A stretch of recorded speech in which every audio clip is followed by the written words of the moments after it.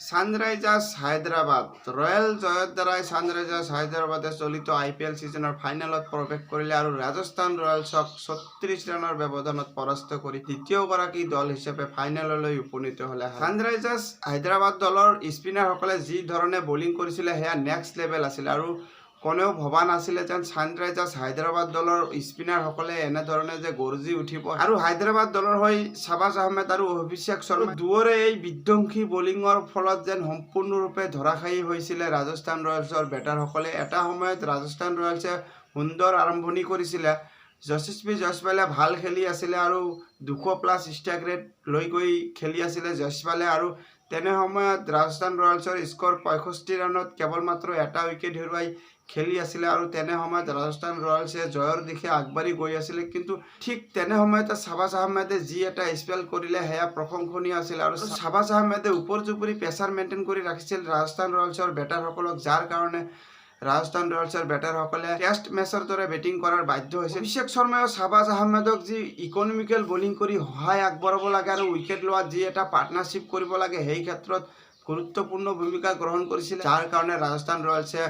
কেৱল মাত্ৰ 139 ৰানতে থমকি যাবলগীয়া হৈছিল আৰু মিডিল অভাৰত যি ধৰণে প্ৰেছাৰ মেইনটেইন কৰিব লাগে বেটাৰসকলৰ ওপৰত আৰু সেই ধৰণেৰে প্ৰেছাৰ মেইনটেইন কৰি ৰাখি বলিং কৰি গৈছিল আৰু লেন্থ অনুযায়ী বলিং কৰি আছিল আৰু সম্পূৰ্ণ গেম প্লান অনুযায়ী বলিং কৰিছিল, যাৰ কাৰণে টেষ্ট মেচৰ দৰে বেটিং কৰিবলৈ বাধ্য হৈছিল ৰাজস্থান ৰয়েলছৰ বেটাৰসকলে। এটা সময়ত 65 ৰানৰ এটা উইকেটৰ বিনিময়ত খেলি থকা ৰাজস্থান ৰয়েলছে শেষলৈকে কেৱল মাত্ৰ 92 ৰানৰ ভিতৰতে 6টাকৈ উইকেট হেৰুৱাই গভীৰ বিপদত পৰিছিল আৰু তাৰ পিছত যেন ধ্ৰুৱ জুৰেলে কিছু প্ৰয়াস কৰিছিল আৰু সন্মানগত স্ক'ৰলৈ লৈ আহিছিল, যদিও জয়ৰ কাৰণে সেয়া পৰ্যাপ্ত নাছিলে। ধ্ৰুৱ জুৰেলে 35টা বলৰ সন্মুখীন কৰি 56 ৰানৰ এটা অপৰাজিত ইনিংছ খেলিছিল, যদিও অকলে যেন দলক জয়ৰ দিশে লৈ যোৱাটো কঠিন পৰীক্ষাৰ সন্মুখীন কৰিবলগীয়া হৈছিল আৰু জুৰেলক কোনো এজন বেটাৰে যদি ভাল এটা সহযোগ কৰিলেহেঁতেন তেনেহ'লে ৰিজাল্ট হয়তো বেলেগ হ'লহেঁতেন। পিছলৈ ৰাজস্থান ৰয়েলছৰ মিডিল অৰ্ডাৰ বেটাৰসকলেই হওক বা লোৱাৰ অৰ্ডাৰ বেটাৰসকলেই হওক একেবাৰে ধৰাশায়ী হৈছিলে আৰু ৰাজস্থান ৰয়েলছৰ বেটিং লাইন আপ চাব গ'লে টম কুহেলাৰে 16টা বলৰ সন্মুখীন কৰি কেৱল মাত্ৰ 10 ৰান সংগ্ৰহ কৰিছিলে। তাৰোপৰি সঞ্জু চেমছনেও 11টা বলৰ সন্মুখীন কৰি 10 ৰান কৰিছিলে। ৰিয়ান পৰাগেও 10টা বলৰ ভিতৰত কেৱল মাত্ৰ 6 ৰান কৰিছিলে। তাৰোপৰি ৰবিচন্দ্ৰন অশ্বিনে 3টা বলৰ সন্মুখীন কৰি 0 ৰানৰ স্ক'ৰতে আউট হৈছিলে আৰু শেষলৈকে যি ধৰণে ফিনিচিং দিব লাগে দলক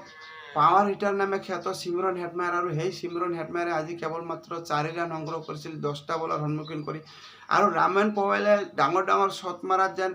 মাহিৰ আৰু সেই ৰামেন পৱেলে 12টা বলৰ সন্মুখীন কৰি 6 ৰানত আউট হৈছিলে আৰু সকলো বেটাৰসকলৰ ষ্ট্ৰাইক ৰেট চাব গ'লে যেন 100তকৈ তলত আছিলে আৰু যেন টেষ্ট মেচৰ দৰে বেটিং কৰি আছিলে ৰাজস্থান ৰয়েলছৰ বেটাৰসকলে, যাৰ কাৰণে কোৱালিফায়াৰৰ দৰে ডাঙৰ ষ্টেজত পৰাজয় বৰণ কৰিবলগীয়া হ'ল আৰু প্ৰথমৰে পৰাই যি পাৱাৰ প্লে ব্যৱহাৰ কৰিব লাগিছিল সেই ক্ষেত্ৰত ৰাজস্থান ৰয়েলছৰ বেটাৰসকলে ব্যৰ্থ হৈছিল, যাৰ কাৰণে পৰাজয় বৰণ কৰিবলগীয়া হ'ল আৰু হায়দৰাবাদৰ হৈ শাবাজ আহমেদে নিজৰ স্পেলত 23 ৰান ব্যয় কৰি 3টা গুৰুত্বপূৰ্ণ উইকেট লৈছিল। তাৰোপৰি অভিষেক শৰ্মাই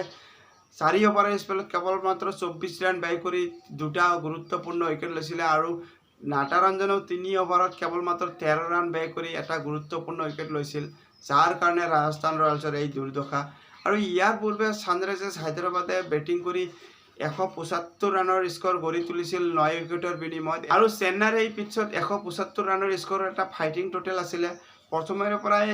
হায়দৰাবাদৰ ওপৰ-জুপৰি উইকেট গৈ আছিল, যদিও হায়দৰাবাদে যেন কোৱালিফায়াৰৰ দৰে ডাঙৰ ষ্টেজত ৰান ৰেট মেইনটেইন কৰি খেলিবলৈ চেষ্টা কৰিছিল আৰু প্ৰথম পাৱাৰ প্লেৰ ভিতৰতো 3টাকৈ উইকেট হেৰুৱাৰ পিছত যি ধৰণে বেটিং কৰিছিল সেয়াও নেক্সট লেভেল আছিলে আৰু হায়দৰাবাদৰ বেটাৰসকলে ওপৰ-জুপৰি এটেকিং কৰি আছিলে, যাৰ কাৰণে 175 ৰান সংগ্ৰহ কৰিব পাৰিছিলে। প্ৰথমতে অভিষেক শৰ্মাই কেৱল মাত্ৰ 12 ৰানৰ ভিতৰতে প্ৰথম অভাৰতে আউট হৈছিল, যদিও পিছলৈ ট্ৰাভিছ হেডে যেন এইখন মেচত এফালৰ পৰা থিয় হৈ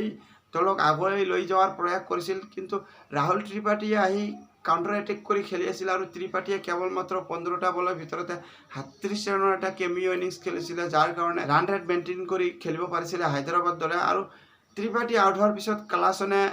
ক্ৰিজলৈ আহিছিল আৰু ক্লাছনে পাৱাৰ হিটাৰ নামে খ্যাত, যদিও মেচখন অতি ধৈৰ্য সহকাৰে বেটিং কৰি আছিল আৰু ট্ৰাভিছ হেডৰ লগত ভাল এটা পাৰ্টনাৰশ্বিপ কৰি দলক আগুৱাই লৈ গৈছিল। পিছলৈ ট্ৰাভিছ হেডে 28টা বলৰ ভিতৰত 34 ৰানৰ স্ক'ৰত আউট হৈছিল, যদিও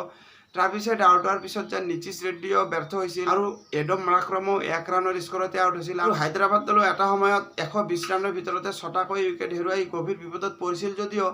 তেনে ক্ষেত্ৰত হেনৰি কাৰ্লছনে আৰু শাহবাজ আহমেদে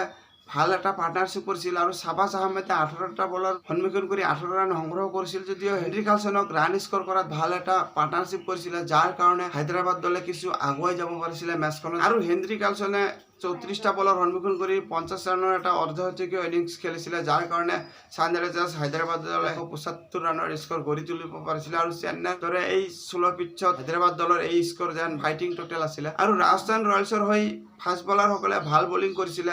মিডিল অভাৰত আবেশ খান আৰু সন্দীপ শৰ্মাই দুয়ো মিলি যি ধৰণে স্লোৱাৰ বল ব্যৱহাৰ কৰি উইকেট উপযোগ কৰি লৈ থাকিছিল আৰু ইকনমিকেল বলিং কৰা দেখা গৈছিল যাৰ কাৰণে হায়দৰাবাদ দল 175 ৰানতে উকি যাবলগীয়া হৈছিল আৰু ৰাজস্থান ৰয়েলছৰ স্পিনাৰসকলে হায়দৰাবাদ দলৰ ওপৰত কোৱালিটি স্পিনাৰ থকা স্বত্তেও যেন প্ৰেছাৰ মেইনটেইন কৰিব পৰা নাছিল যুজবেন্দ্ৰ চেহল আৰু ৰবিচন্দ্ৰন আছিল যাৰ কাৰণে হায়দৰাবাদ দলে যেন 20-25 ৰান এক্সট্ৰাকে কৰিব পাৰিছিল আৰু সেই 20-25 ৰান এক্সট্ৰা কৰাৰ কাৰণে যেন মেচখনত আগুৱাই থাকিব পাৰিছিলে হায়দৰাবাদে মিডিল অভাৰত ফাষ্ট বলাৰসকলে যি ধৰণে প্ৰেছাৰ মেইনটেইন কৰি বলিং কৰি আছিল ঠিক তেনে ক্ষেত্ৰত বলাৰসকলে যি ধৰণে ভাল প্ৰদৰ্শন কৰিছিল আৰু বেটাৰসকলে উপৰ্যুপৰি ব্যৰ্থতাৰ অন্ত পেলাব নোৱাৰা আছিল যাৰ কাৰণে মেচখনত পৰাজয় বৰণ কৰিবলগীয়া আছিল তাৰোপৰি স্পিনাৰসকলেও কিছু সহায় কৰিবলগীয়া আছিল মিডিল অভাৰত যি প্ৰেছাৰ মেইনটেইন কৰিবলগীয়া আছিল সেই ক্ষেত্ৰত ব্যৰ্থ আছিলে ৰাজস্থান ৰয়েলছৰ স্পিনাৰসকলে যাৰ কাৰণে মেচখনত পৰাজয় বৰণ কৰিবলগীয়া হ'ল আজিলৈ মেচ প্ৰিভিউ ইয়াই আছিল ভিডিঅ'খন চাই ভাল পালে লাইক আৰু ছাবস্ক্ৰাইব কৰিব ধন্যবাদ।